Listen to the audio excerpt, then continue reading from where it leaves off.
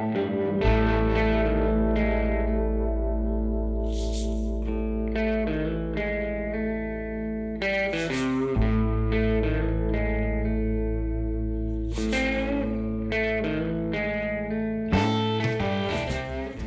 and welcome to Say It With Guitars. I'm your host, Pete Cornelius. Each episode, I'll be digging deep and getting to hang with some of Australia's finest guitar pickers, songwriters, producers, collectors, and makers. I look forward to bringing you these fun conversations, and I hope you enjoy Say It With Guitars. Hey friends, thanks so much for joining us for the start of Season 4. Wowzers, who would have thought, huh? Anyway, like I said, appreciate you hanging out with us here for the pod. I've had a nice little break from recording and editing and all that sort of stuff. I've been busy releasing my new record, Southern it's called. You can check it out wherever you get your music. And I'm touring it currently. So please keep an eye on the socials and my website for tour dates. Hopefully I play a show in a town near you and you come and get to say hi. The other weekend I went up to the Blues on Broadbeach Festival and I took my podcasting gear along with a few guitars to play the shows, and yeah, had some great conversations with some fantastic artists, so I'm excited to share those conversations with you. It was also great to hang out with previous podcast guests, a fella called Stefan Hawke. I got to sit in and play a couple of tunes with him. He's going great guns at the moment, folks, so I really encourage you to check out what he's up to. And today's guest, folks, is none other than Bill Chambers. I was lucky enough to catch a Kacey show in Devonport, and the next morning we hung out in Bill's hotel, had a chat. Anyway, thanks a bunch for joining us for Season 4, and we'll see you on the road. Before we crack into today's show, I'd love to shout out to our Season 4 sponsors, Tarrant Guitars and Top Shelf Guitars. The custom workshop of award-winning luthier Billy Tarrant on the northwest coast of Tasmania uses locally and internationally sourced solid tone woods to create a wide range of custom guitars, including acoustic, electric, lap steel guitars and specialty instruments, showcasing his passion for superior tone and structural integrity. Tassie's one-stop custom workshop for custom-made guitars, all guitar repairs and services. Check out tarrantguitars.net.au. Top Shelf Instruments specialises in used and vintage guitars, pedals and amps, shipping worldwide from Hobart, Tasmania, Australia. We love helping players land exceptional instruments for manageable dollars, and guitars from Japan hold a special place in our hearts. New old guitars hit the website almost daily, so head on over to the website for this week's weird and wonderful offerings, topshelfinstruments.com.au. All right, let's do it. So, all right, better introduce the podcast officially. Say It With Guitars. I'd like to welcome Bill Chambers. Thanks for having us. Oh, no, thanks for having us. Thanks for joining us. Yeah, I'm glad to be here, mate. Love Tasmania anyway. I always love coming here, but good to have a chat about guitars and the music business, crazy music business. Oh, what a wild ride it is too. You would have noticed things changing over the years in terms of the industry itself and just the guitar itself, and just a whole bunch of like from the early days, from traveling around playing acoustic based music to like filling theaters full of and playing with your family. Like, how does it feel to go full circle and like be in your daughter's band and play guitar in that environment? Sometimes it's a double-edged sword actually. But, playing with family, the good thing about working in a family band, you can have a damn good argument and get over it in 5 minutes and everything's okay again. Whereas bands, when that happens in a band, they often split up, sort of thing. But we battle it through, and mostly, 90% of the time it's perfect. It's really good. And Kacey's a pretty good boss. She runs a tight ship, but she knows what she wants. But she's also quite passionate, and it's fun. We just talk a lot of crap on the road, and as you do. And it's fun most of the time. Yeah. And I count myself very lucky, actually. You can tell there's a lot of fun and camaraderie on stage. I saw the show last night, for those who are out there on podcast land. It was a fantastic show. Kicking off the tour, in Tassie, which I think is first night of our tour. Yeah. And it's a big one. We end up in the States this time. Oh, really? So it continues overseas? Yeah, we're in June. We're heading to the US for 3 weeks, playing Telluride Bluegrass Festival, which is a big one, and then up to New York and Chicago, Nashville. Wow. It'll be fun. Fantastic. And we haven't been there since before COVID, actually. So looking forward to that. And is Nash still in? Is he in Nashville? He's in Nashville. He's joining the tour when we get there. Fantastic. And he'll be doing sound. Yeah. He's been there now for about 6 or 7 years. He was doing well until COVID, and then of course that knocked Nashville around. Yeah. It's crazy coming back, but it's knocked all of us around actually. It stopped a lot of touring and stuff. Yeah. Oh, it looks like. Hang on, sorry, I might have to pause for a sec. It's all right.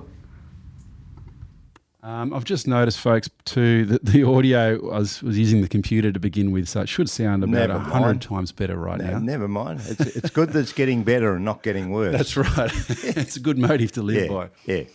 And I really enjoyed all the complimentary guitar playing from last night. Lots of different sounds out of basically a clean amp, so using a twin last night, and just I think you had 4 different guitars, maybe 5 different guitars on stage last night. 5, I think, counting the 2 lap steels. Yeah. How do you mentally go between? I know that I do a lot of different tunings and stuff as well. How do you approach that? Because for sometimes it takes me a long time to go, okay, cool, I'm in open G, therefore it translates to a certain key and you know where your positions are on the fretboard. Yeah. And then all of a sudden, Kacey goes, I'm going to play this song now. So then the set list has kind of gone out of whack or whatever, and then you got to think about what guitar and then what tuning, and then like how is that just from doing it for a long time? Quite frankly, it does my head in.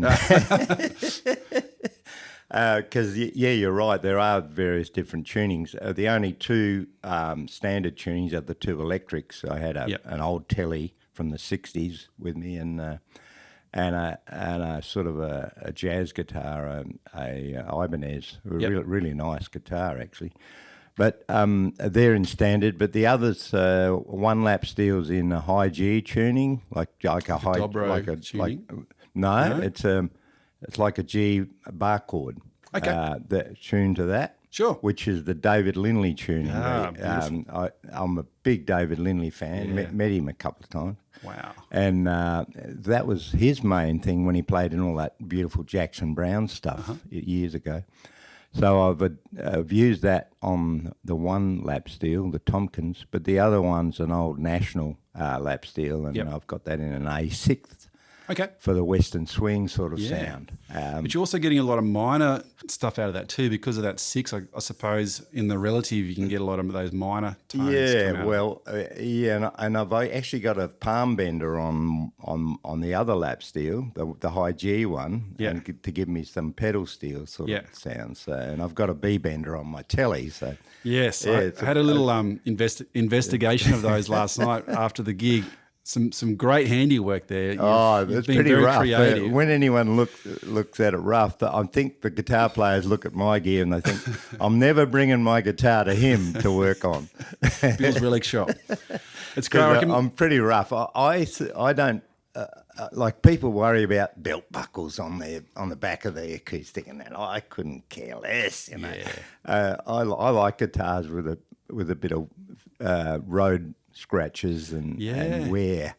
I think they look better, and and you get to love them. They're like companions, you know. That telly, I bought it new, and it didn't have a mark on it, of course, but now there's hardly any paint left on it. Yeah, I love the journey the guitars can take, because they have to be tools and they have to show signs of use. If you're just going to hang them on the wall, fine. I got a 66 Strat that I got off a guy, pretty reasonable price, and it was sort of half what it was worth. And but it was 66, but it hardly had a mark on it. Wow. And I was disappointed. I thought it doesn't even look old, you know. Anyway, the very first gig I did, the damn strap came off and it fell down among the foldback and on the floor. and scratched the hell out of the front in about 6 places. Yeah. Because it didn't just fall, it kept cluttering and carrying on, and then it fell over the front of the stage. By the time I picked it up, it had scratches all over the front, and I thought, it's mine Perfect. now. Yeah. It feels like my guitar. Well, that's right. You know, everything has to have a story, and especially if it reminds you of a particular gig or a time, or I think makes so much sense. My main acoustic these days is a small body black Gibson. Yeah. I went into Gallon's Music in Melbourne about, I don't know, about 10, 12 years ago. And I'm a typical guitar player. I love playing all the guitars. And I was friends with the guy, John, that ran the shop. And I played about 6 acoustics, and I played this little black one. And I thought, man, this is something else. Beautiful. It's had a real sort of MIDI bluesy sound. Great. Looked at the price tag, and it's $6,600. And I thought, wow, I better put it up. So hung it on the wall, walked away. There's a hell of a crash. Looked around, the guitar's on the floor. The top had lifted about that far. The strings had pulled. It was sort of broken all around the end, the body end. Yep. I went white. I couldn't talk. And I'm thinking, I've just broken the most expensive acoustic in the shop. Yeah. And I'm thinking, I could, I was speechless. Yeah. I felt sick. Anyway, I said, mate, bear with me. I'm going to have a coffee, and I'll come back in a minute. I'm not leaving town, but we'll talk about this. And I'm shaking. He said, look, it's all right. Don't panic. He was pretty cool, actually. Went and had a coffee and calmed down a little bit, and came back, and he said, we're already fixing it for you, mending the brake. And look, we'll just write it. We'll work out a good price for you, $1,000, and we'll just write it off, insurance. And it's become my main guitar. And I wanted to fix all the cracks, and I said, no, leave it. I love it. Yeah. It's, wow, you should have went around the rest of the store and sort of had insurance jobs, Yeah, well, he roped them all off next time I came into the shop. He grabbed a piece of rope and said, no, you're not allowed to pass that. Crazy. But when I got it home, there was a little booklet in the guitar, and it said, you're one of the proud owners of only 6 acoustics made in the custom shop. It's a special edition made by a certain luthier, and the other 5 are owned by Slash, Keith Richards, Steve Morse. Wow! And I'm thinking, I think I'm lucked out this time. Yeah. Wow, that's incredible. So it's not an old guitar; it's a pretty recent. Well, it's custom probably shop build. Now it's probably 12 or 15 years old, but it's it looks old, and Fantastic. It sounds ancient. Fantastic. Something about those small-bodied 00 sort of it's size loud. Gibsons. So loud. Yeah, they've got a nice honk and a projection. I like that MIDI thing. Yeah. Some of the bigger body ones, and I love a good dreadnought. Yep. Depends on the music. If you're playing bluegrass or sort of folky stuff, a dreadnought, it's beautiful. But this little Gibson just cuts through like fantastic. So good. Yeah. Oh, that's great. And we were talking a little bit before we recorded about when you're not playing on the road, when you're not touring and stuff, you've got a little studio set up as well. What's your go-to approach for miking up a small bodied guitar or a dreadnought acoustic? Do you have a go-to? I usually only use one microphone. I don't use the pickup. I mean, I have done, and occasionally it's good to have the pickup and the mic. Yep. But usually just a good mic, like a condenser, usually a pencil condenser.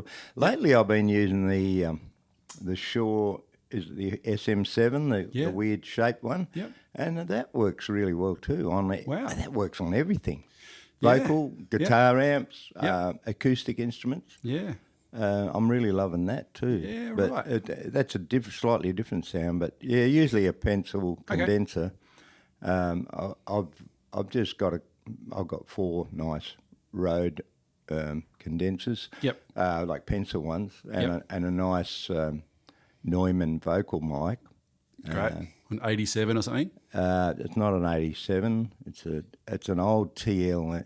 Oh, yeah, TLM. Something, but it's the real old one. In fact, it's the same mic that Jeff McCormack recorded The Captain on.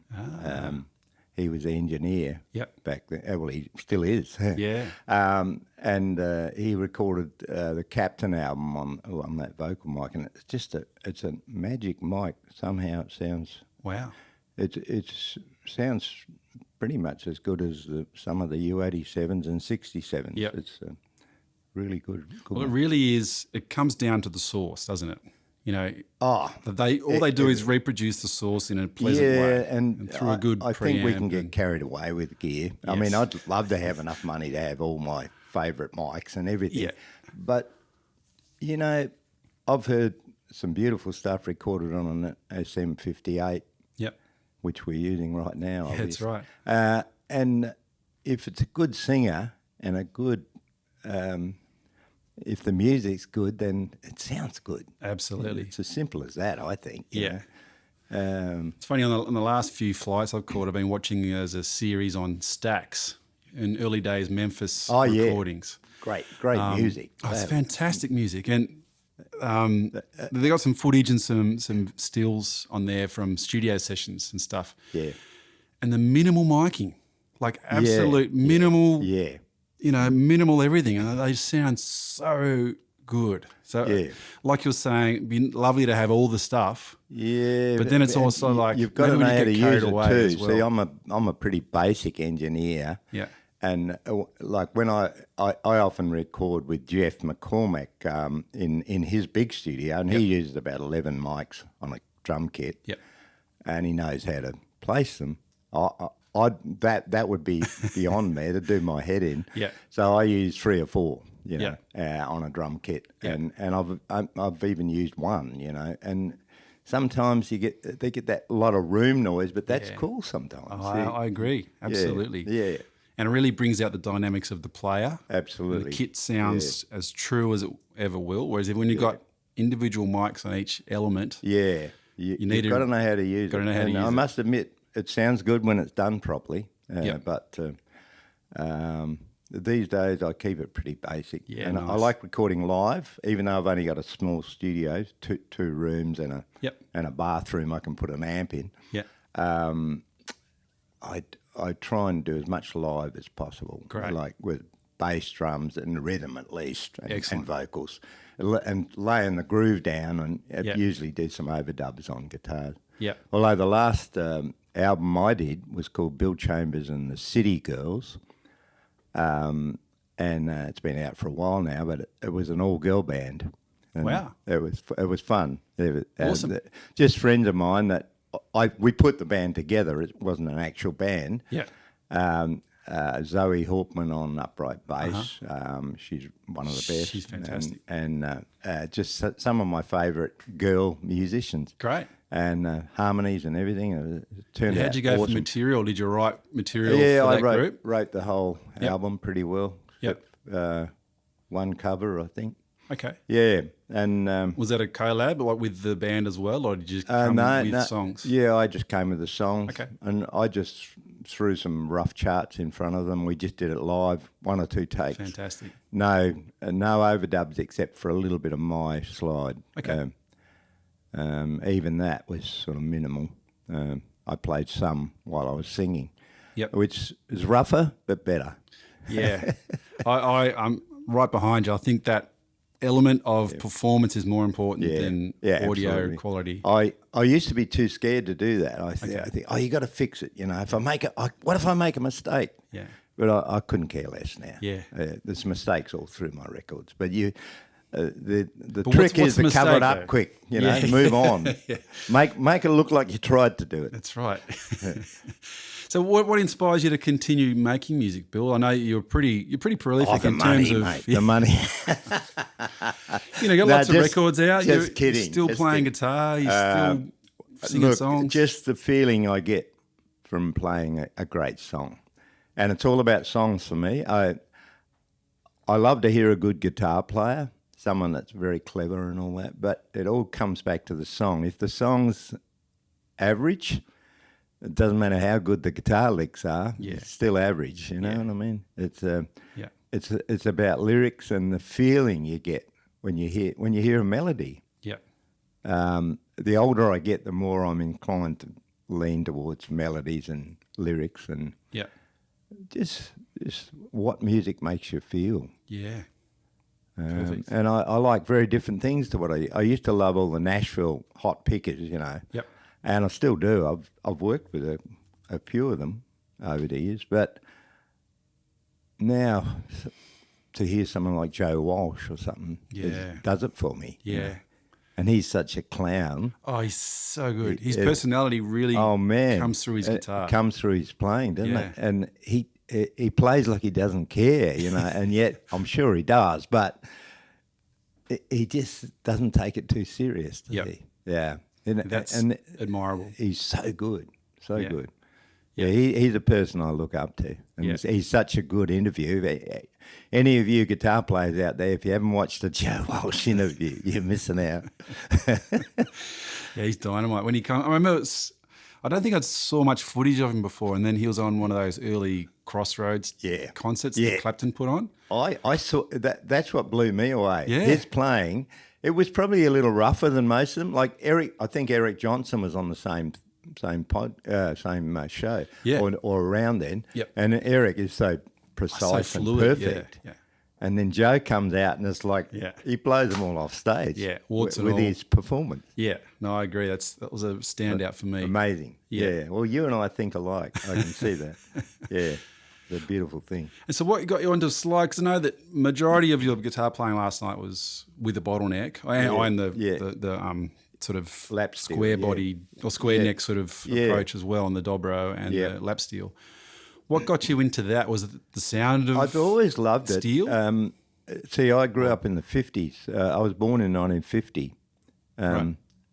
And there was a lot of Hawaiian music on the radio back then. Yeah. You'd hear Hawaiian songs and Hawaiian steel guitar, and it always intrigued me, like anything that was sliding. And then later on, of course, I heard blues like Bottleneck and, and anything with a slide just caught my ear every time. Some of the country stuff and the blues and rock stuff. The Eagles did a bit of that. Mm-hmm. One of our favourite bands, of course, and I struggled with it because I played a little bit of steel guitar all my life, pretty rough, but I wanted to play electric slide. Yep. Particularly after listening to Roy Cooder and people like that, and. I was having no luck at all. I couldn't figure out how to mute the strings, and it was too much sort of noise. Every time I dragged the slide along the strings, you could hear all these other strings, and I couldn't figure it out. I thought, how do they make it sound so clean? Open tunings help a little bit, of course, because you can use the whole chord. But even that bugged me because I had all these nasty noises. Sure. And then I got a DVD by Alan Roth. Oh, yeah. Slide Technique right. by Alan Roth, or Beginner's Slide or something. And he said, well, look, the first thing you got to do is start muting the strings. The ones you're not playing, you got to mute them. Yeah.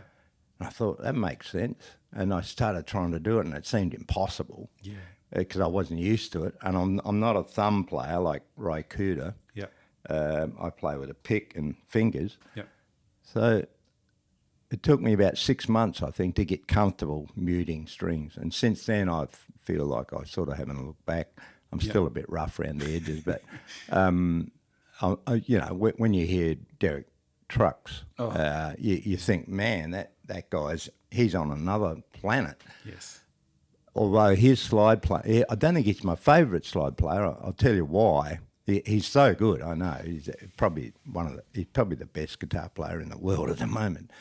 But he's so precise. It's just perfect. It's so precise it doesn't even sound like slide a lot of the time. Whereas when I heard Joe Walsh playing slide, and I met Joe, we opened for the Eagles on the last tour Glenn Fry did before he passed away, out here in New Zealand. Wow. And met Joe and heard him play.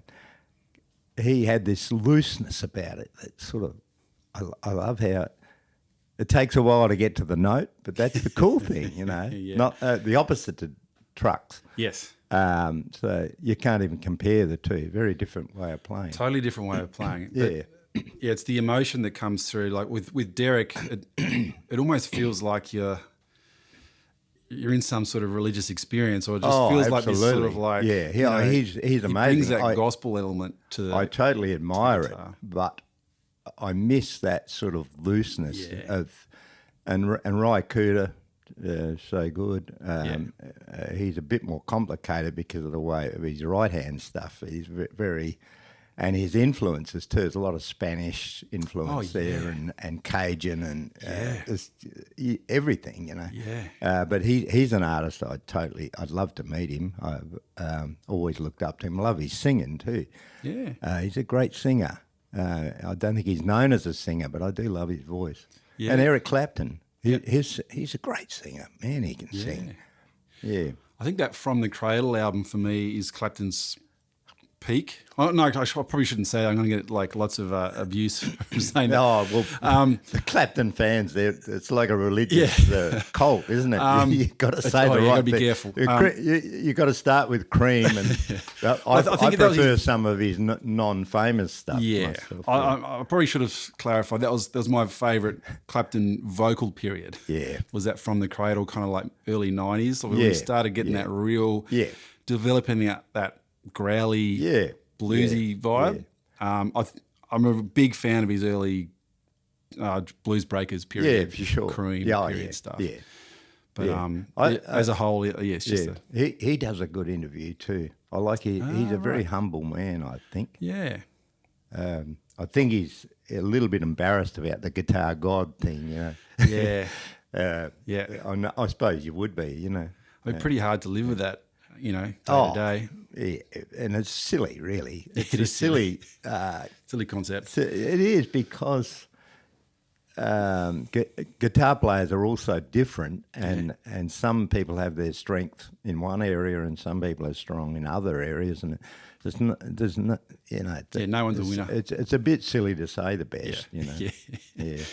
It's heavy shackles, I'd say. Yeah. So how do you go? Like you've got to. Like I know that touring is a challenge in its own these days. Yeah, you're flying with a lot of instruments, some pedals, no doubt.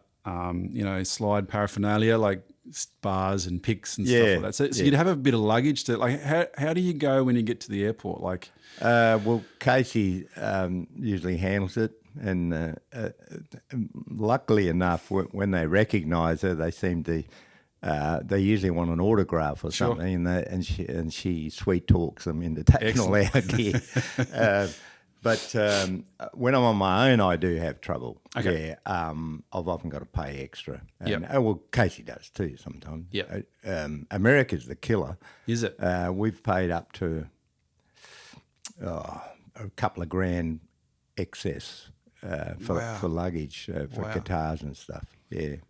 Does it change the way you think about what gear you need? Yeah, I do. I mean, I'd travel with more if I could. Yeah. I've had up to 9 guitars. Wow. On the road with me. Wow. Back in the early days when Kacey first got popular and she had hits on the radio, Not Pretty Enough was number 1 for about 6 weeks, and our lives changed overnight. Well, hers did. But back then, I think I had 9 guitars on the road, and we had a guitar tech and to just tuned them and handed them to me. Wow. I felt like a rock star there. Yeah, you've made it by that point. But I don't know. I like doing my own tuning. And Yep. we had a guitar tech in America once, and they'd hired him. They said, "Oh, this guy's really good," and he's just a young guy. And I thought, I met this guy. He's a real nice young fella, but I could tell he didn't know much about guitar. Okay. And anyway, he said, "What can I do for you?" And I said, "Well, the show's going to start in an hour. Can you restring that telly for me?" And anyway, he handed me the guitar as I walked on stage, and it was strung upside down. Oh. Lucky I had two. He got fired. Wow. I didn't fire him myself, but Wow. the road manager fired him. That's something I've never. Yeah, it's a ballsy move. It's either a joke or really bad. Yeah. No, the decision. poor guy just didn't know. Oh, jeez. He just didn't know. I don't know how he didn't figure out once the strings didn't fit in the nut. He should have thought there's something wrong here. Wow. Probably even wound him the other way around. Anyway, we got a laugh out of it. Yeah. And the poor guy. Poor kid. When I say he got fired, we kept him on for a couple of days and then sort of sent him home. Back to Paid school. his airfare back to Nashville. Far out. Oh, that's classic. Poor guy. That's Won't classic. mention his name. No, let's leave him alone. He's probably learned how to restring a guitar by now. That's great. So it's a pretty intensive tour you guys have got coming up. It is, yeah. And you first guys, one for years, actually. Yeah, right. We've just been doing festivals and odd shows, yeah, but this one's full on. yeah. Yeah. Did you were you involved in the recording process for this record? Very little. A little bit of harmony and maybe a mandolin, Yep. maybe a dobro. Yep. That's about all. Sure. I wasn't there for the sessions.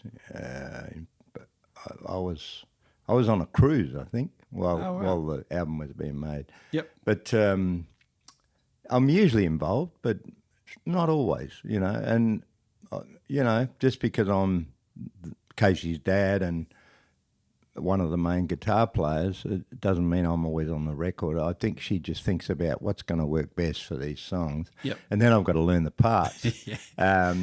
We had Stuart Smith on one of the albums from the Eagles. Oh, He's the guy that replaced Don Felder. right. Pretty good guitar player. Yeah. I mean, hard shoes to fill. Sure. Stuart Smith, and they flew him out Okay. to play on the Wayward Angel album. And in fact, that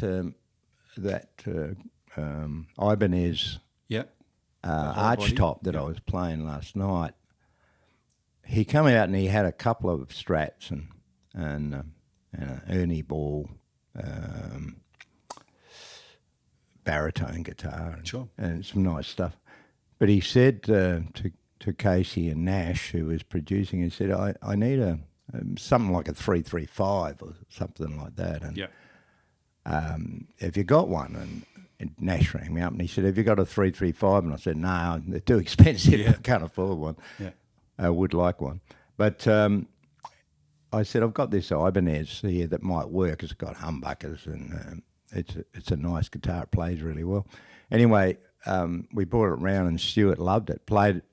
He wouldn't put it down. Sure. And at the end of the session, he says, do you want to sell this guitar? And I said, well, not really. And I'm thinking, no, I don't want to sell it. And he said, well, I'll tell you what, I'll swap you that baritone and that Strat for that guitar.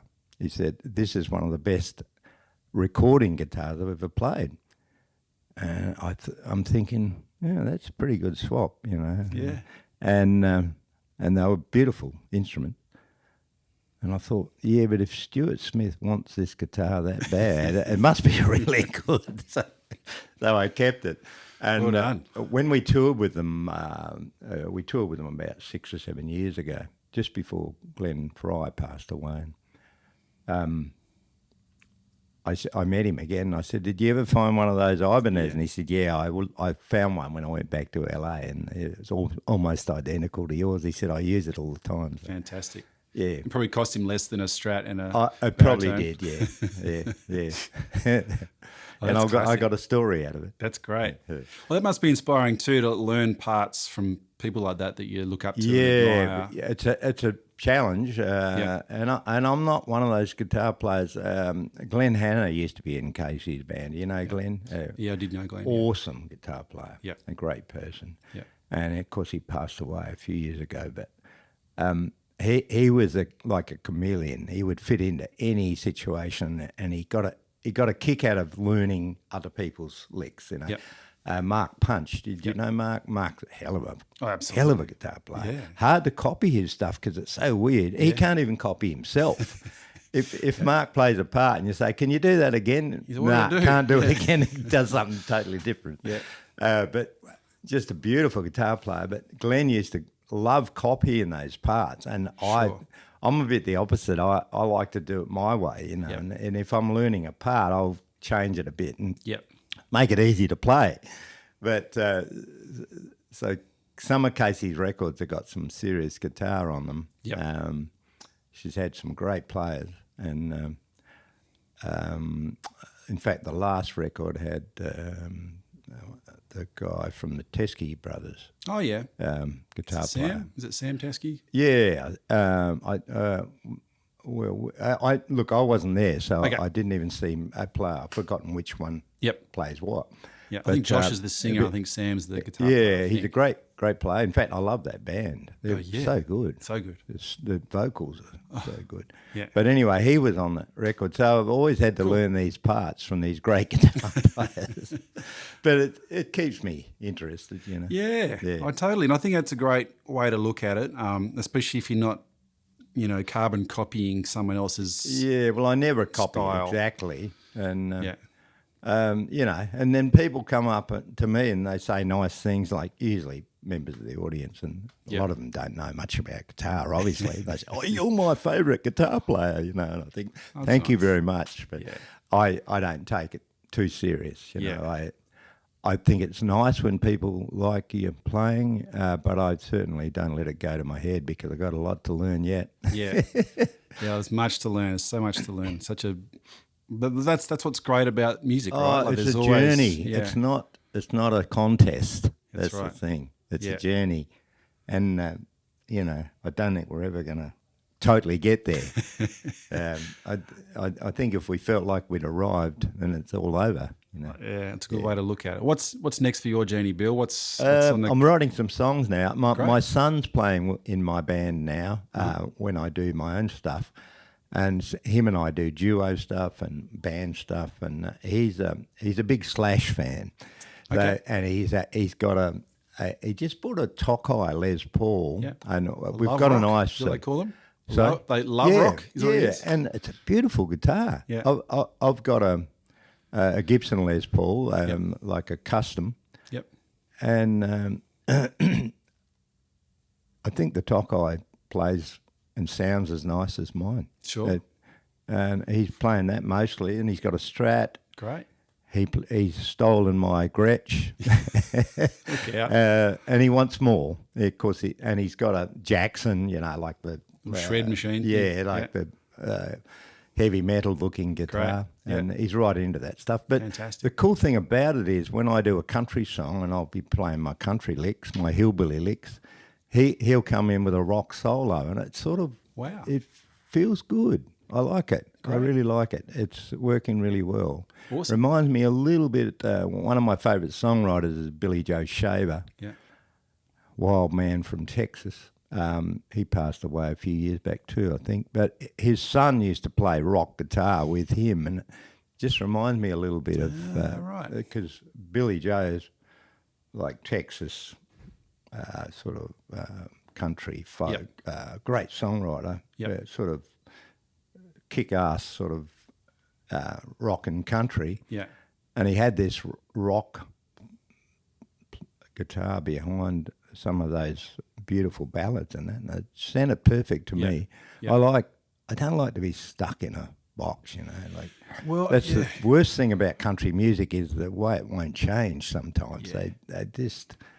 Some people, they just can't think outside that box, and to me, I that's think it's a with pity. any genre. There's always going to be that traditionalist who wants it to sound like, say, maybe jazz blue note records from Absolutely. New York in 1953, or maybe they want to hear Nashville 1975 or some of that outlaw country stuff. Maybe they're just purists, and I totally get that, especially with a lot of the blues as well. They want to reproduce Little Walter chess record sound, and it's just like, okay, that was great, but who are we now? Like we can't sing about the same totally topics. agree, and I think that's one of the things that's holding some blues music back. I love blues, and I've played with blues players, and it's so much fun. But you go and hear a blues band, you feel like, I've heard all this before. I've heard all the songs before, and the 12-bar thing. It just, honestly, you got to move on from that. And people do, but the ones that don't, I think they're just stuck in a rut. And the country thing's the same. I think it's all across the board. You just got to. I think, like you're saying with the song has to be the core of the expression. So if the song is relevant and honest and a pure part of what you have to say, it could be any genre. Like last night's gig, I wouldn't call that a country gig. No, there was a few country songs, but but it's just a collection of stories and songs and the music that follows those stories. So well, she's doing an Eminem song now. Exactly. And with a banjo of all things. And banjo and some heavy guitars. Exactly. What the hell? Crossing boundaries there. That's great. When we first started learning that song, I thought I thought she'd lost the plot. It was hard to learn, actually. It got some weird changes in it, and I didn't get it for a long time. But it's been very popular. No, when I first, and I guess it resonates with a certain age group too. Maybe who used to listen to Eminem or can relate to the story behind it, and then the passion that you and the band and Kacey put into that song. It's pretty special. And a great to hear that's on the new record as well. Was that from the live? Absolutely recording? Live recording. Great. The video, we did that in Newcastle, I think, and Kacey said, we're going to video that song tonight. We want to put it out as a single and video it. So she hired a crew, cameramen, everything. But they got the night wrong. They were a night late. They didn't make it. And we got to the gig and I said, where's the crew? And she said, I just heard from them. They're not going to make it. They just realised that they got the night wrong. So she went on stage and she said, look, to the crowd. She said, get your phones out. We want to film this on smartphones. And I want you all to send stuff in.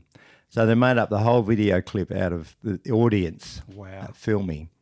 And it's actually turned out pretty good, I think. That's impressive. I did see that on the YouTube description. I was like, from the audience. But that's such a great way to look at it. Because a lot of people, I went to see Gillian Welsh and David Rawlings at the Opera House earlier this year. He can play, can't he? Oh, he's incredible. But there was a strictly no phones, no cameras, kind of like leave your phone in your pocket or at home sort of gig, which I totally admire. I think that is a brave move.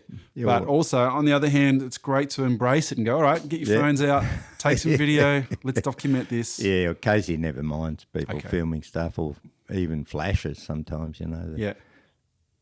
Doesn't faze her. That's good. All right, well, I've noticed it's time for a lobby call, so I better let you get to the next gig, Bill. Thanks very much for your time. Nice to chat to you. I hope we get to do a gig sometime. I'd love that. You do solo and band shows? Yeah, I do whatever is necessary. Well, look, it's a while since I've toured Tassie.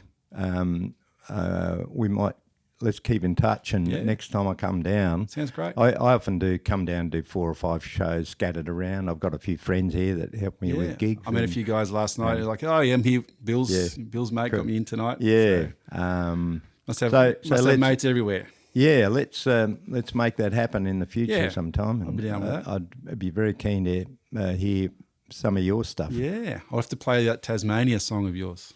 Oh, that's right. I'd forgotten about that one. I wrote that in Hobart. Yeah. It was snowing actually. Just It sounds bleak or a bit cold. It was when you- right in the middle of winter, and story. I walked down. We were staying at the casino, Yeah.